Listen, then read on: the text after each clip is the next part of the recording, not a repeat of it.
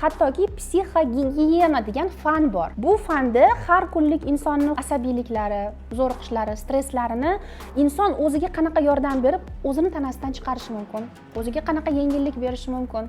Shu narsalar o'rgatiladi. Har bitta inson har kunlik zo'riqishni kunning oxirida qanaqadir amaliyot bilan o'zidan chiqarishni o'rganish kerak. Chunki asabiylik jahl tuyg'usi tanadan agar u tuyg'uni gapirmasa yoki yozmasa yoki qanaqadir boshqa usullardan foydalanmasa, verbalizatsiya deyiladi bu jarayon, u tanada qoladi. Va u tuyg'u keyinchalik qanaqadir psixosomatik belgi bo'lib ko'rinishi mumkin yoki nevrozni qanaqadir alomatlari bo'lib chiqishi mumkin. Masalan, eng ko'p uchraydigan shikoyatlar hozir yurak juda ham tez urib ketishi, qon bosimi oshib ketishi, titrash, qaltirash, bosh aylanishi va shunga o'xshash juda ham simptomlar insonlarni qiynaydi. Nima uchun degan savol tug'iladi. Xuddi shu sizning savolingizga juda ham o'rinli ekan shu fikrga yetish deb o'ylayman, chunki odam kunlik zo'riqish bilan ishlamadi. Stress, asabiylik qolib ketdi. Aynan o'sha qolib ketgan tuyg'ular uni asab tizimini yaxshilab charchatdi, zo'riqtirdi va keyinchalik tuyg'ularga ahamiyat berilmadi-ku.